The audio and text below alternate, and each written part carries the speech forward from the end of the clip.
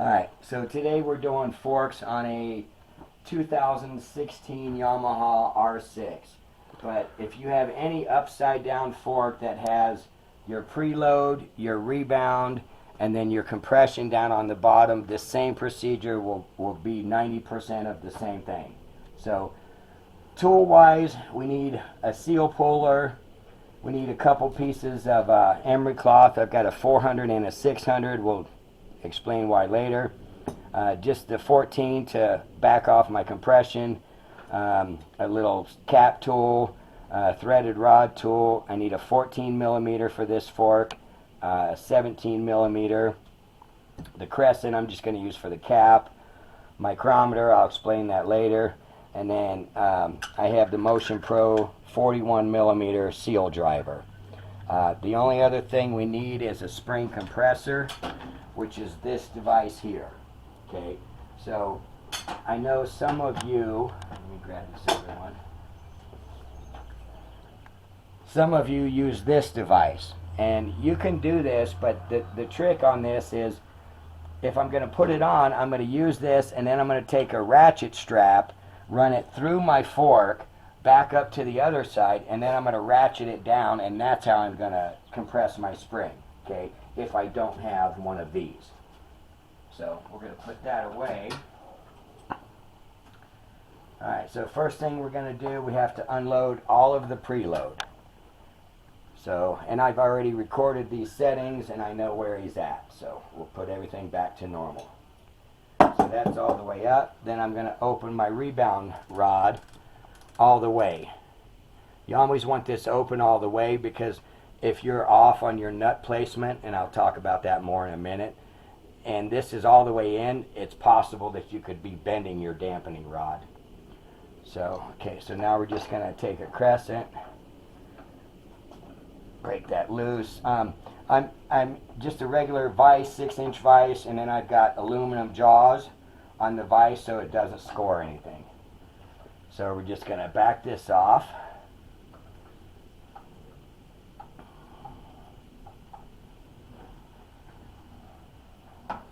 Okay. Then now I'm going to go ahead and drain the fork. So we just push this down. Drain it like that.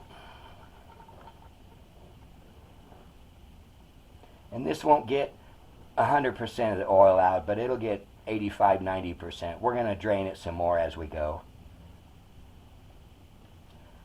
Doesn't hurt to cycle it a little bit.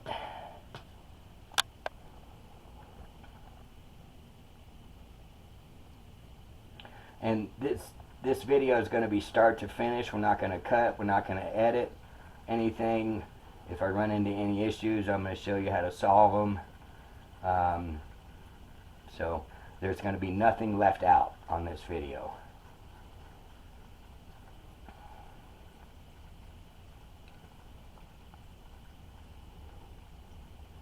And, you know, yes, I could strap my fork into here and just let it sit and drain, but then it fills up my cap ridge with oil and makes a mess, and I don't want to do that. So now we're going to drain what got in my cap. Okay. Now I'm going to take a paper towel. I'm going to wipe this dry. Okay, now if you can, bring the camera in here. You can see right there inside that hole there's very little clearance, but if I turn this right there, now I have more clearance. It's important you set it like that because I'm going to use my spring compressor, and if I have it set like that, I could be scratching my cap. So we want it like that, the open part. Okay, so we're just going to take our fork, put the bottom in. Going to come up here, get that one in, get that one in, and actually let me show you one more thing, just so you know. So there's two different sizes of these.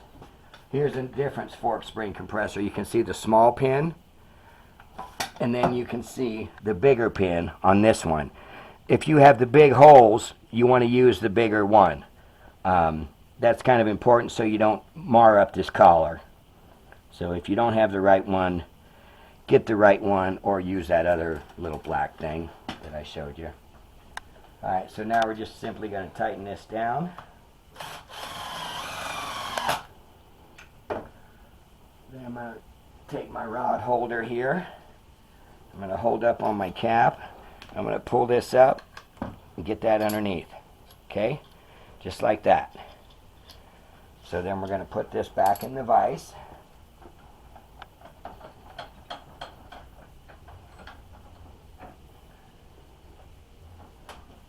Tighten it up. Okay, now when I loosen this, I do not want this bottom nut to turn. Okay, and it will not turn as long as I do this right, because I have my spring pressure in my tool holding that nut in place. Okay, and I'll explain why we don't want that to turn here in a minute. So there's a 14, and then we take the 17, and I'm going to break the cap and hold the 14 still. Just like that. Okay, now I just take my cap off.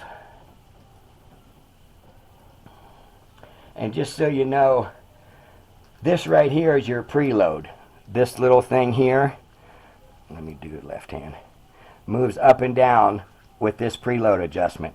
If I don't back this all the way out, this nut will not show up and I won't be able to remove this cap.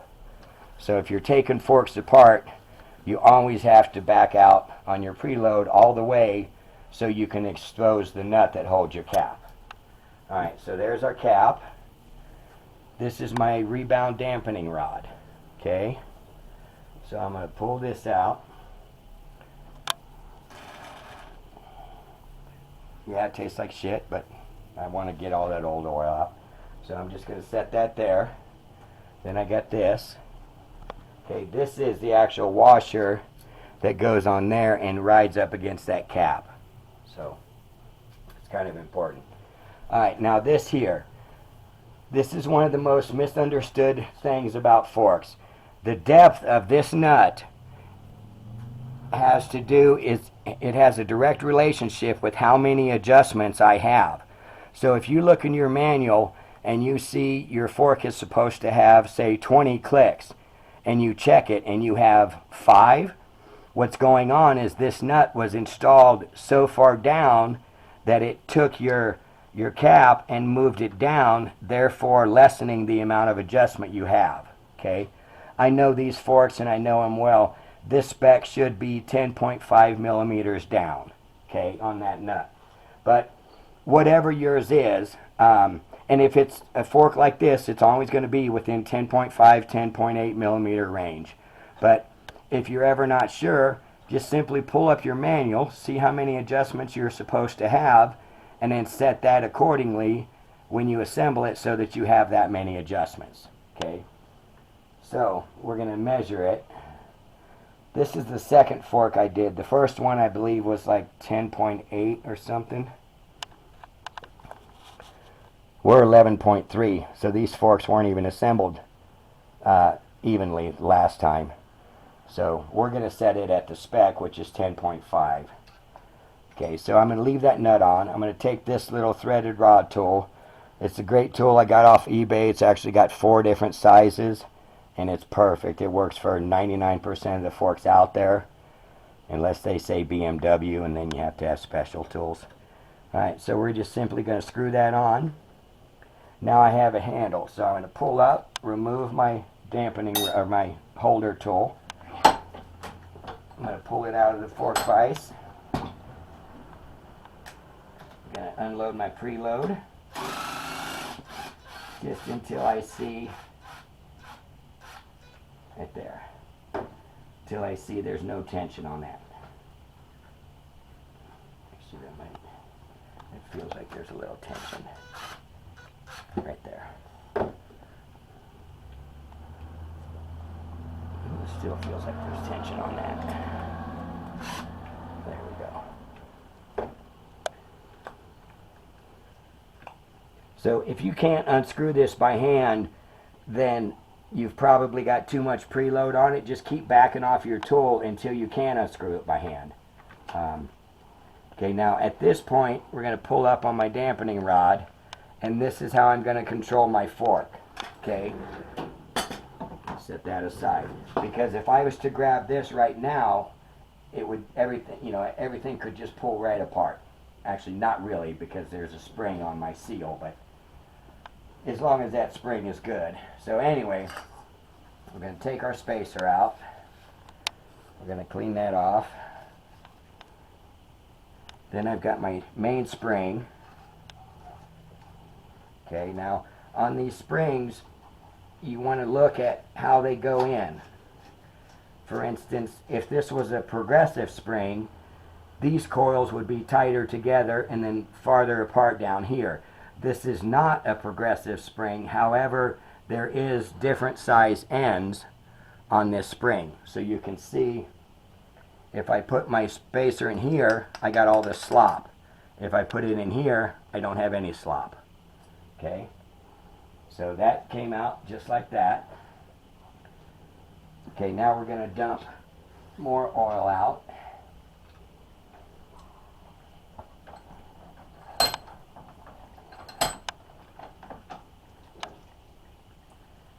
Okay, now at this point, if I was revalving the forks, I would pull my whole damper cartridge out.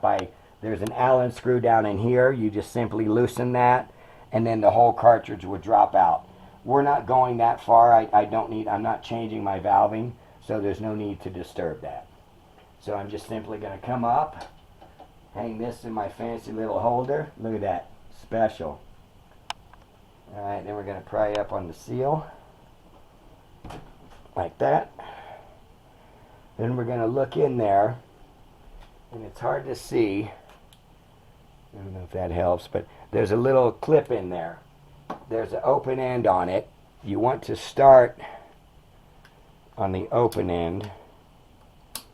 That's not it.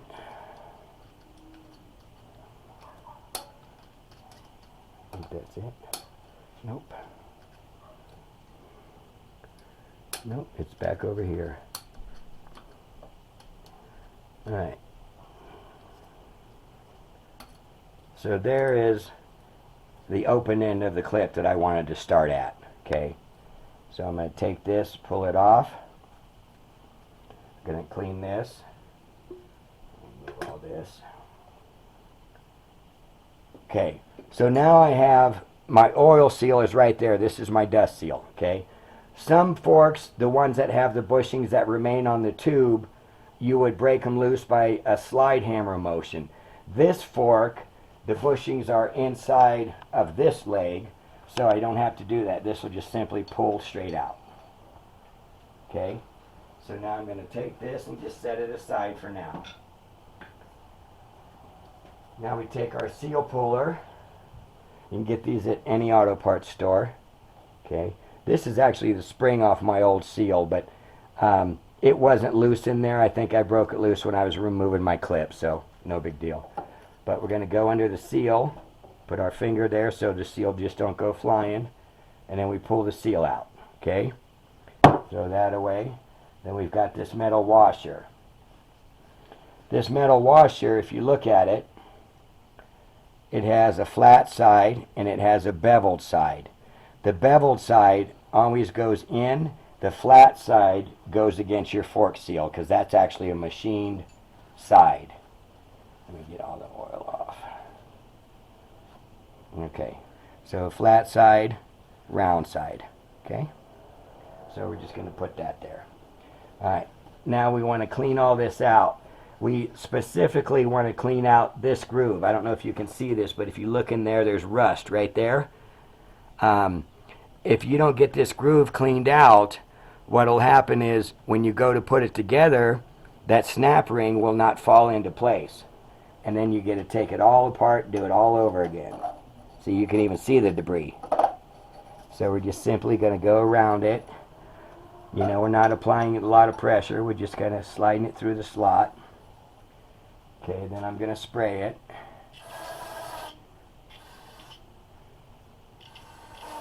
Okay, then I'm going to spray in my tube.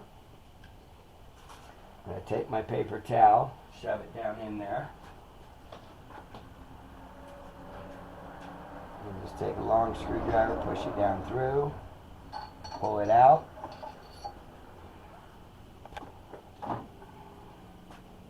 Grab a paper towel.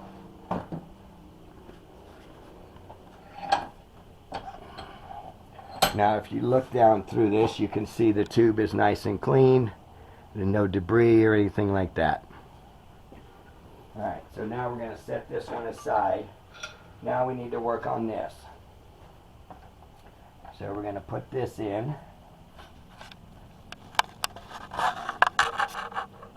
Something like that. Okay, this is my old dust seal. Okay.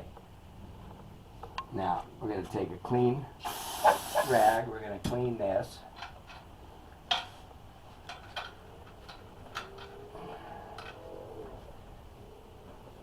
Okay.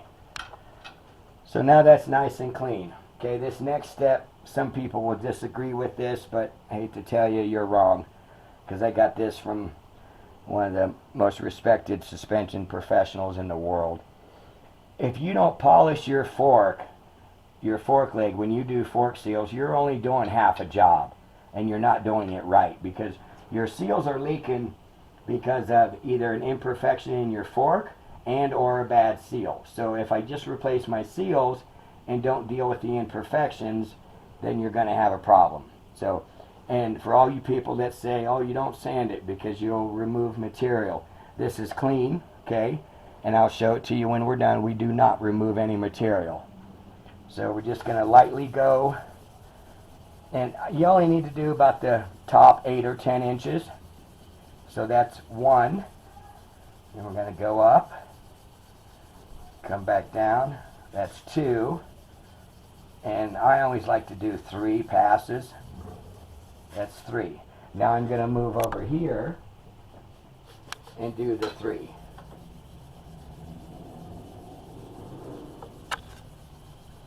There's 1. There's 2. There's 3. Now we're going to go back over here, do this side.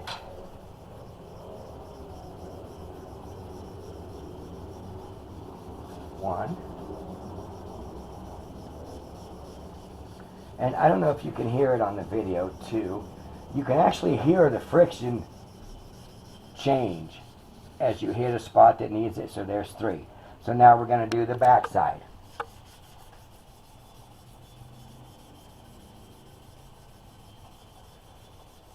1.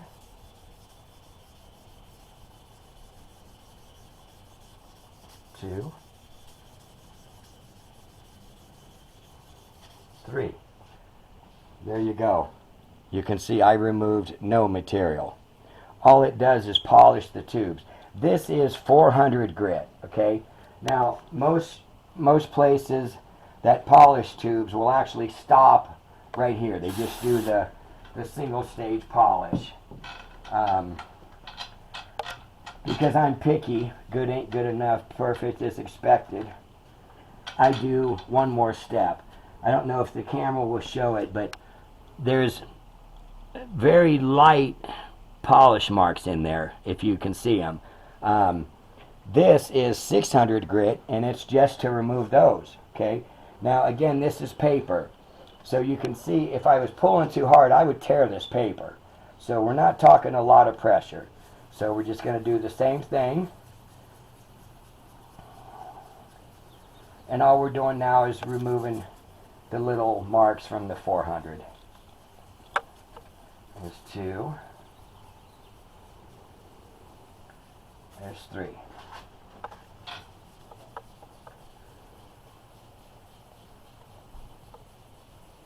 There's 1. There's 2. There's 3. Flip over to the other side.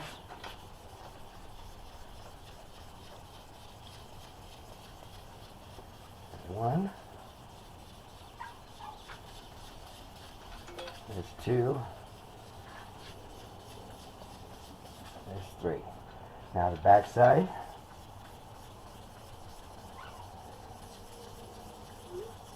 1. 2, 3. Okay, now I'm going to take another clean cloth.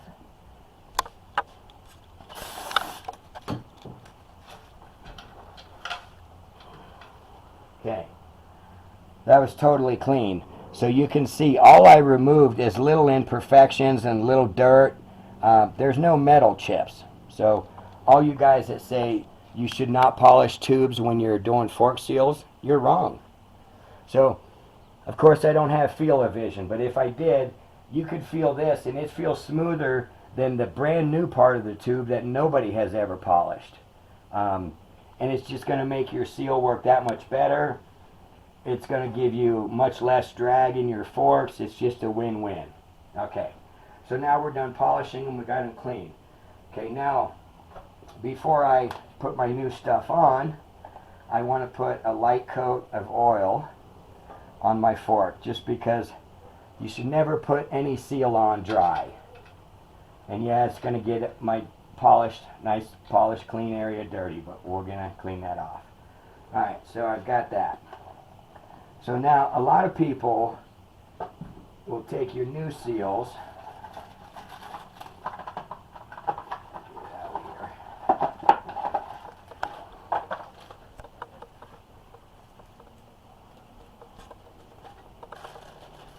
and they'll put oil on them before they install them, because of what I was saying. No seal should be installed dry. They're half right, but they're doing it wrong. So inside this seal, you'll see that little ridge. That is actually called a grease ridge. Okay? Inside my dust seal, it's a little more pronounced. You can see it right there. That's called a grease ridge. It's not an oil ridge. Okay? So you want to coat these with high temperature grease, the red stuff. And you want to use the high temperature because your fork temperature is subject to the same heat of your brakes. Okay, so on the dust seal, I'm just going to put a light coat, and then I'm going to go around like that. Then I'm going to come on the inside, and I'm going to wipe off all the excess.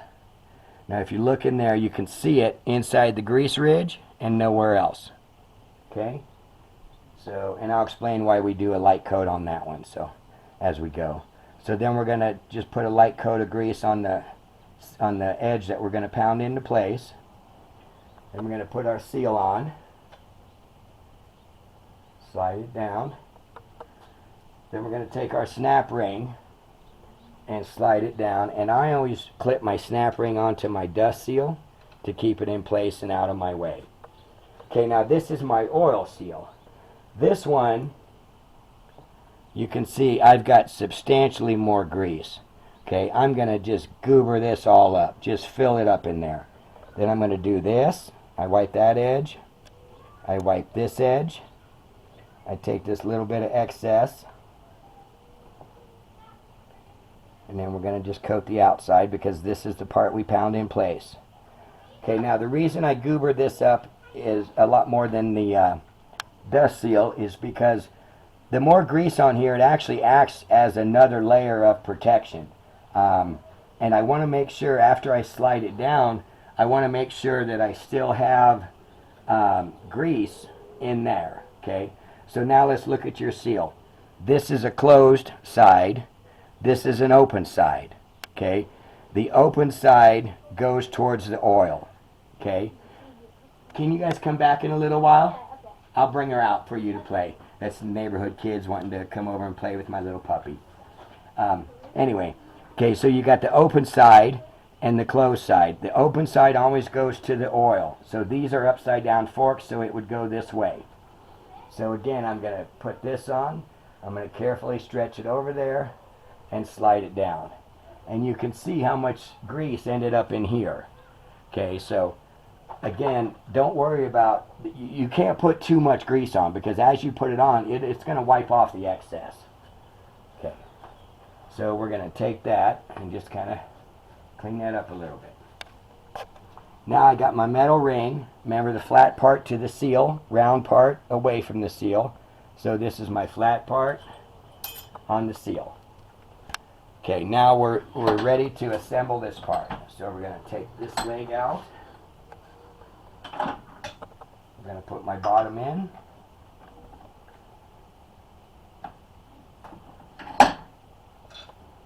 Then I'm going to take this and I kind of dump it in pretty quick because there's always a little bit of oil left and I just don't want to spill it all over. So, and then I just made me this little thing. It just holds, it's a zip tie or a ratchet strap hanging from the ceiling. It just holds all these parts up. So if you had the type that has the metal bushing that you have to pound in, your bushing would be right here, and then you put the metal on it, and then you always pound that in just like that. So what I don't want to do is I don't want to use my seal to pound in all three of these parts.